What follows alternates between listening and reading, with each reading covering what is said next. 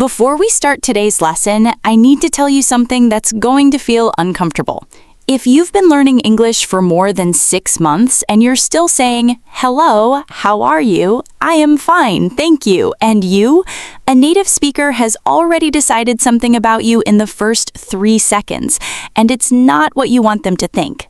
They don't think beginner, they think textbook. And those are two very different things.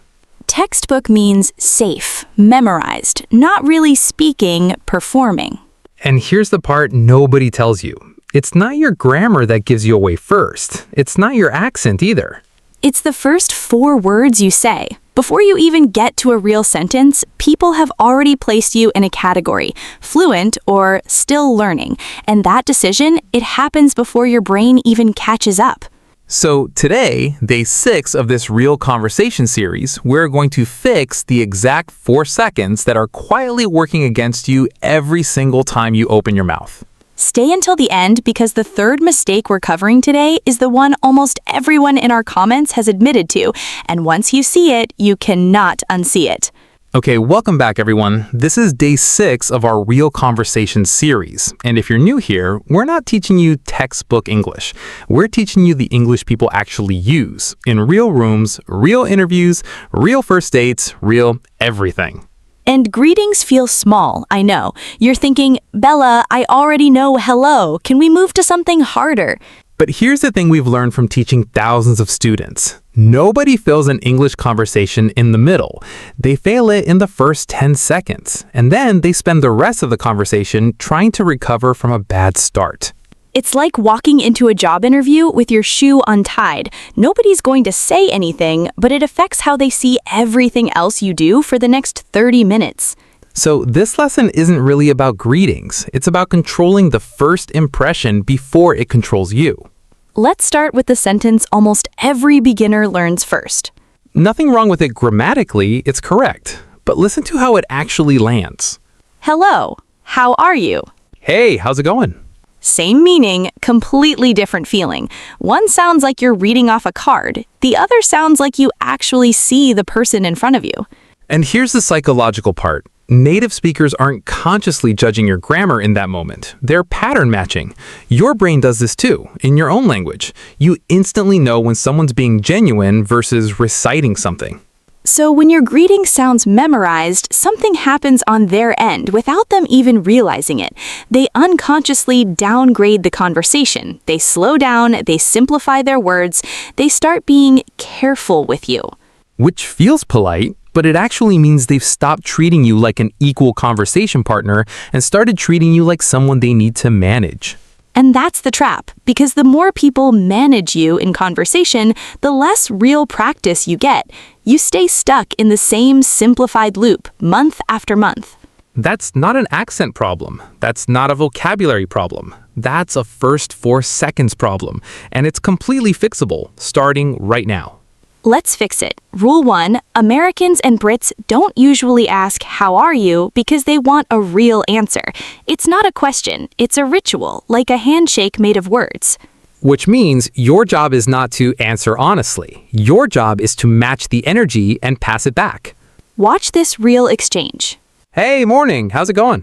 Good, good, you? Can't complain. Busy week, though. Tell me about it. Catch you at the meeting. Yeah, see you in there. Did you notice? Nobody actually described their feelings. Nobody said, "I am fine, thank you."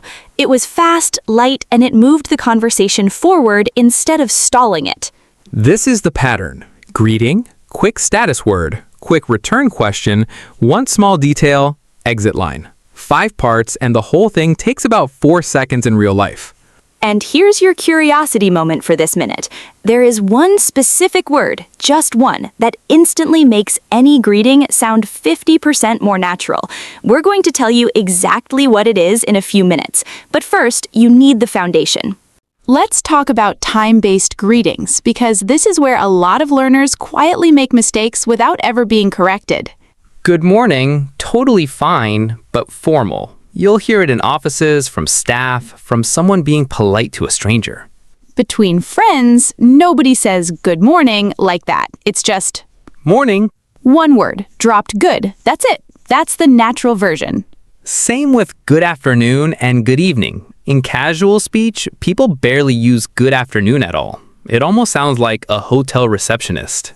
Instead, you'll hear, hey, hi, what's up? Or just the person's name, hey Bella, used at literally any hour of the day. And here's the mistake we see constantly. Students learn good night as a greeting. It's not. Good night is a goodbye. You say it when you're leaving, not when you're arriving somewhere in the evening. Say good night when you walk into a room and people will get confused for half a second. Small thing. But small things add up into a bigger impression. Someone who's translating in their head instead of actually thinking in English. Which is exactly the pattern we want to break in you, starting today. Here's something that separates intermediate speakers from people who actually sound fluent, vocabulary variety in greetings. If you only ever say, how are you, you're technically correct every time, but you sound like you're stuck on repeat. Fluent speakers rotate. Let's give you options. How's it going? The most common casual version in the US.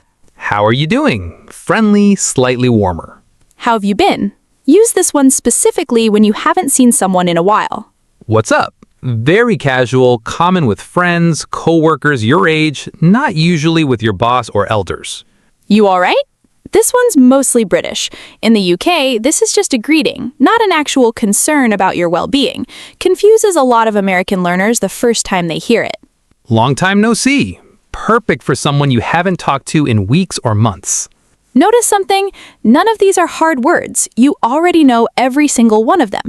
The only thing missing was knowing when and how to use them like a native does. And that gap between knowing the words and knowing how to use them naturally, that's the real distance between you and fluency. It's smaller than you think, but almost nobody shows you how to close it.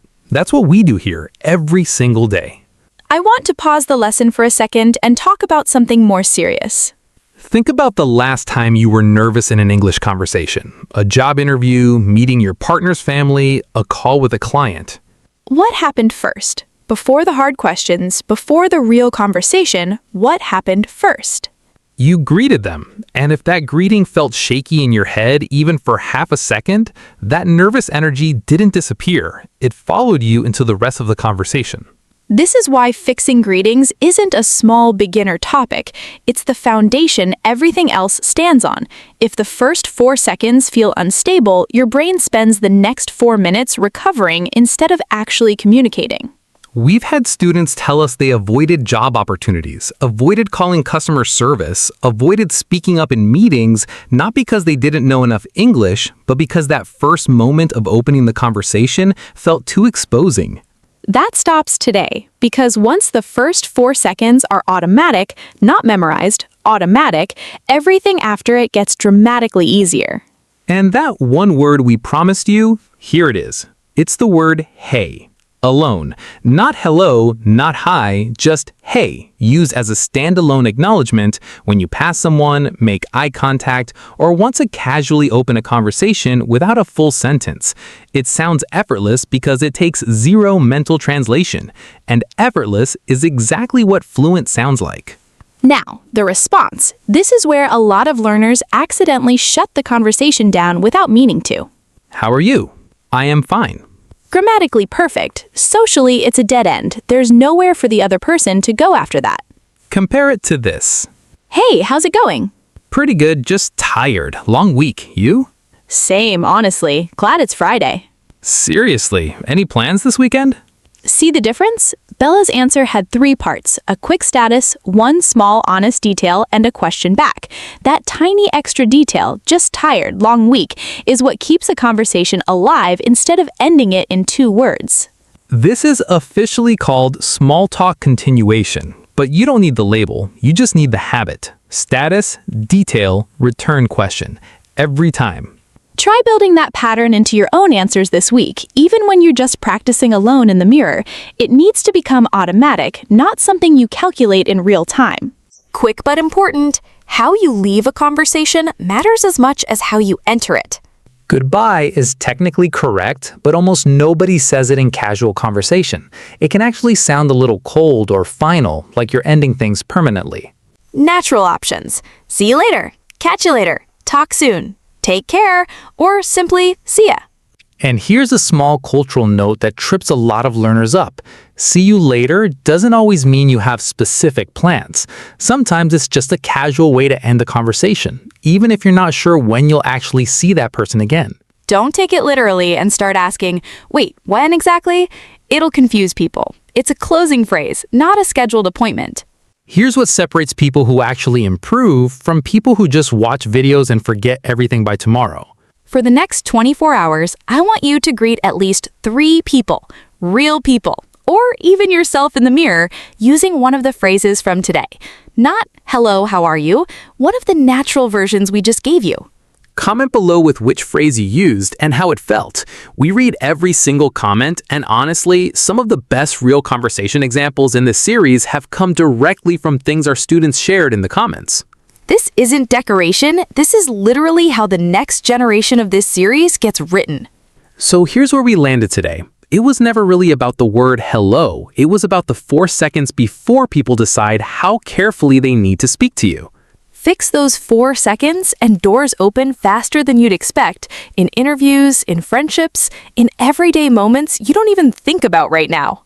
Tomorrow, day 7, we're covering something even more revealing. The exact small talk questions that native speakers ask immediately after a greeting, and the 2 topics you should almost never bring up first, even though they feel like safe small talk in most other languages. If you skip day 7, you'll have a strong opening and then freeze right after it. We've seen it happen. Don't let it happen to you. If this channel has helped you even slightly since day 1, subscribing costs you nothing, but skipping day 7 might cost you the exact moment you've been working toward. We're not going anywhere. The question is, are you going to keep showing up too? See you tomorrow. Hey, actually, see you tomorrow. Practice what we preach.